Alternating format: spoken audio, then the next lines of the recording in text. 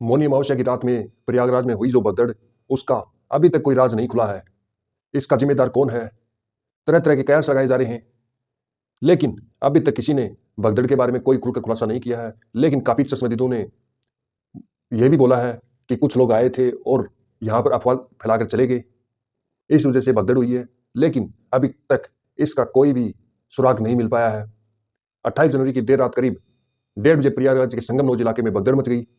प्रशासन के मुताबिक 30, जबकि कुछ मीडिया रिपोर्ट के मुताबिक 35 से 40 मौतें होने का अनुमान लगा रहे हैं। मौनी अमावस्या का शाही स्नान भी हो गया, लेकिन इन मौतों के लिए जिम्मेदार कौन है, ये सवाल अभी सामने आ रहे हैं। छानबीन में सामने आया कि यह भगदड़ एक अकेली गलती नहीं थी। ये बीते 2 दिनों से ही हो रही गलतियों का एक सिलसिला आखिर छोर थी, जहां 35 से 40 लोगों का जान गंवानी पड़ी। साल भर की तैयारी और 7535 करोड़ खर्च के बाद महाकुंभ का इंजाम सवालों के घेरे में खड़ा हो गया।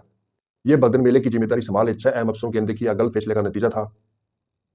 फर्स्ट है विजय किरण आनंद, मेला अधिकारी, 2009 बैच के यूपी कैडर के आईएएस अधिकारी हैं। महाकुंभ में जिम्मेदारी मेले का पूरा आयोजन संभालना। गलती, पाटन पुल बंद किए, भीड़ इकट्ठा हुई और भगदड़ मची। गलतियों का यह सिलसिला 27 जनवरी से शुरू हुआ। 29 जनवरी को मौनी अमावस्या थी और देश भर से करोड़ों लोग प्रयागराज आ रहे थे। मेले में 1.6 करोड़ लोग पहुंच चुके थे। पाटनू पुल पर अभी भी भीड़ थी। मेला अधिकारी विजयकरण आनंद की ओर से एक वायरलेस मैसेज आया और भीड़ का मूवमेंट रोक दिया गया। पाटन ब्रिज नंबर 7 को अचानक बंद कर दिया गया। 5 घंटे तक फंसे रहने के बाद भीड़ का सबर टूट गया। उन्होंने देखा कि एसडीएम सदर की गाड़ी के लिए पुल खोला जा रहा है। लोग भड़क गए। एसडीएम की गाड़ी पर हमला हुआ, अफसरों से धक्का मुक्की हुई। भीड़ का गुस्सा बढ़ता देख पाटनू ब्रिज पर नंबर 13, 14, 15 को खोल दिया गया। हालांकि ऐसे कई वीडियो सामने आए हैं जिसमें लोग वीआईपी मूवमेंट की वजह से कई किलोमीटर पैदल चलने की शिकायत करते नजर आ रहे थे। 27-28 जनवरी को कुंभ में वीआईपी मूवमेंट की भीड़ इकट्ठा होने की एक बड़ी वजह बना।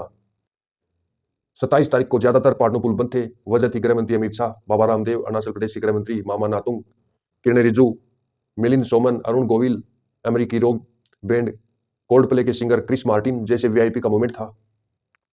वीआईपी मूवमेंट की वजह से रास्ते भी बंद रहे। आम लोगों को कई किलोमीटर पैदल चलने को मजबूर होना पड़ा। पाटन पुल बंद होने के पीछे भी वीआईपी मूवमेंट को बड़ी वजह माना जा रहा है।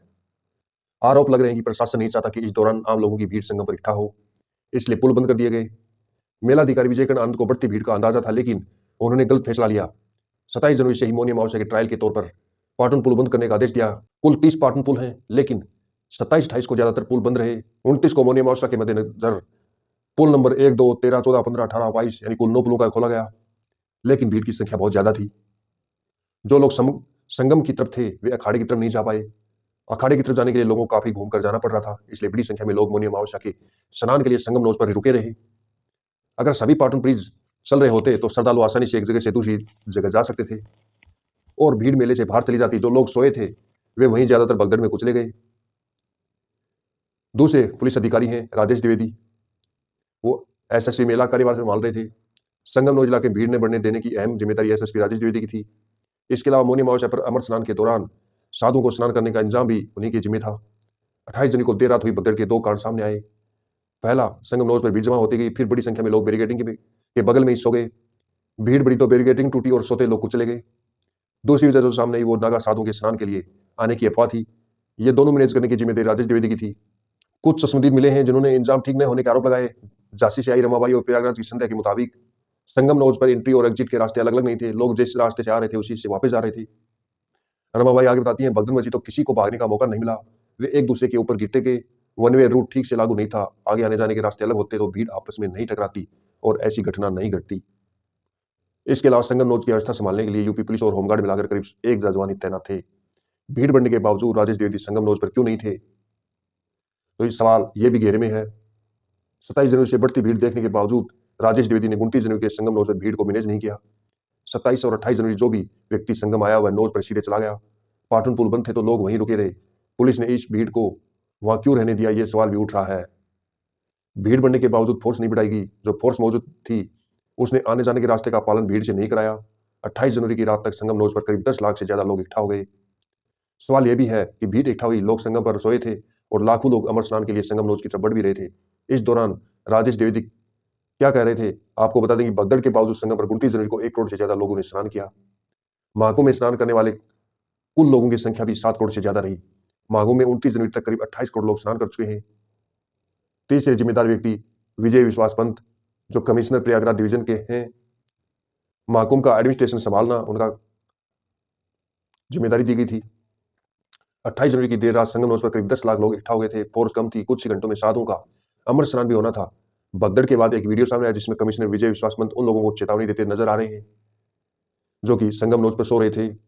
विजय विश्वास पंत कहते हैं, सभी श्रद्धालु सुन लें, यहाँ लेटे रहने से कोई फायदा नहीं है। जो सोएगा वो खोएगा। उठिए उठिए, स्नान करिए, ये आपके सुरक्षित रहने के लिए है।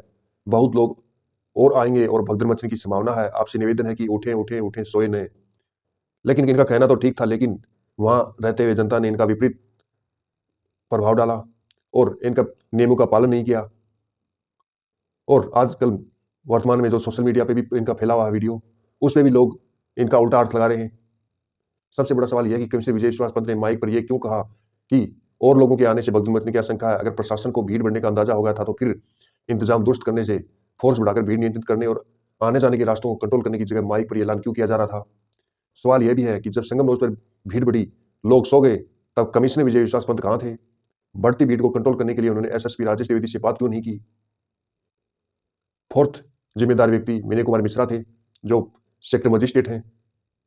संगम नोज की प्रशासनिक व्यवस्था वही देख रहे थे। संगम नोज का इलाका महाकुंभ के सेक्टर 3 में आता है। ऐसा भी नहीं कि भीड़ पर नजर रखने की कोई व्यवस्था नहीं बनाई गई थी। सेक्टर 3 के मजिस्ट्रेट विनय कुमार मिश्रा की जिम्मेदारी थी कि वे इस इलाके में भीड़ के बढ़ने पर नजर रखें, उसका आकलन करें, अधिकारियों को जल्द से जल्द इन्फॉर्म करें। लेकिन ऐसा कुछ भी नहीं कर पाए। छानबीन में सामने आया कि न तो आने जाने की लेन ठीक से चल रही थी और न भीड़ को संगम नोज पर इकट्ठा पर कंट्रोल रूम को सतर्क होना चाहिए था। कंट्रोल रूम की जिम्मेदारी खुद डीआईजी विवेक कृष्ण थे। ऐसे में सवाल उठ रहा है कि उनकी नजर से संगम नोज पर बढ़ती भीड़ और सोते लोग कैसे छूट गए। भगदड़ मचने के बाद कंट्रोल रूम ने काफी अच्छी भूमिका निभाई और 5 मिनट में एम्बुलेंस मौके पर पहुंच गई थी। सवाल यही है कि दुर्घटना से पहले सब कहां थे।